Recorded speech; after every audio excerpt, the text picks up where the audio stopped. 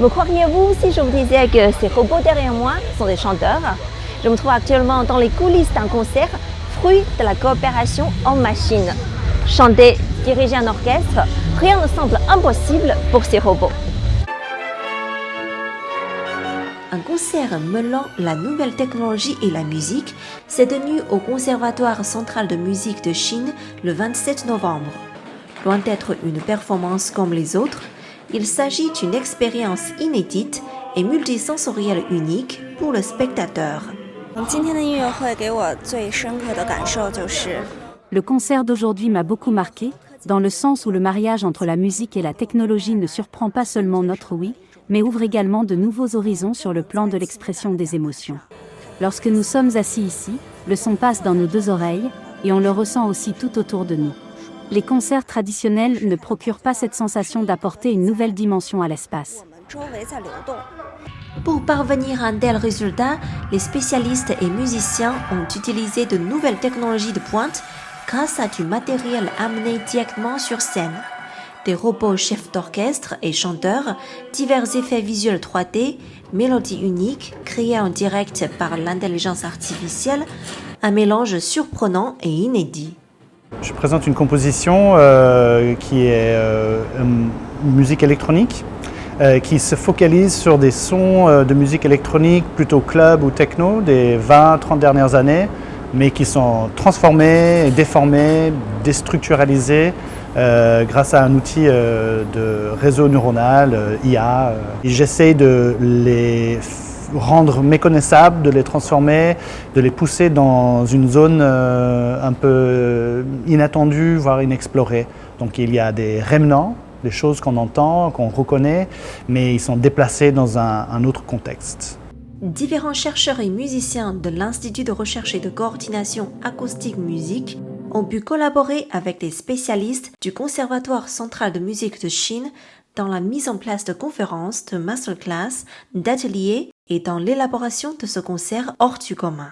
Ces échanges fructueux vont permettre de stimuler davantage la recherche dans le domaine. J'ai eu beaucoup de discussions, d'ailleurs je tiens à remercier Yixuan Zhao qui nous a invités ici et qui utilise aussi déjà certaines de nos technologies, c'est-à-dire qui est venu à Paris et donc qui utilise certains des modèles qu'on a développés. Et j'ai eu l'occasion de discuter avec certains étudiants ici qui aussi déjà avaient commencé à utiliser donc les technologies qu'on développe. Donc je pense que ça va être l'occasion un peu d'aller plus loin et de voir aussi leur manière. C'est ce qui est intéressant avec ces technologies musicales, c'est qu'à contrario de, on va dire, technologies classiques, il y a une manière de s'emparer de l'outil. C'est comme quand on apprend le violon ou quand on apprend un instrument. Chaque personne va avoir un peu sa manière à elle de prendre ça en main et de créer des sonorités qui lui sont propres. Et donc c'est l'opportunité d'enrichir, je pense, ce genre de technologie. Qu'en est-il du futur dans ce domaine? Les nouvelles technologies et l'intelligence artificielle constituent un tremplin à l'apparition de nouveaux domaines et stimulent la création. L'avenir de l'intelligence artificielle appliquée à la musique semble prometteur.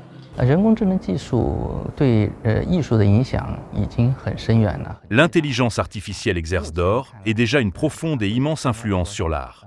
Elle contribue désormais à l'innovation et au développement de l'art traditionnel. De nombreux compositeurs l'utilisent comme un outil pour leur création musicale afin de démontrer leur créativité et leur réflexion artistique. Grâce à cela, ils savent maintenant très bien réaliser certaines tâches simples. À l'avenir, les progrès de l'art humain reposeront sur les épaules de l'intelligence artificielle. Bien sûr, les performances, les émotions humaines, nos expériences personnelles ne pourront pas être remplacées. Cependant, une nouvelle forme de spectacle est susceptible de voir le jour. C'est sûr qu'il y a toujours des risques en fait d'uniformiser la musique, mais ça peut être aussi tout en même temps un outil de création pour appuyer les modes de création. Donc tout est possible, c'est comme toutes les technologies. C'est comme quand le vidéoclip est apparu et les gens avaient peur que ça tue la musique à la radio, mais que tout ça a continué quand même.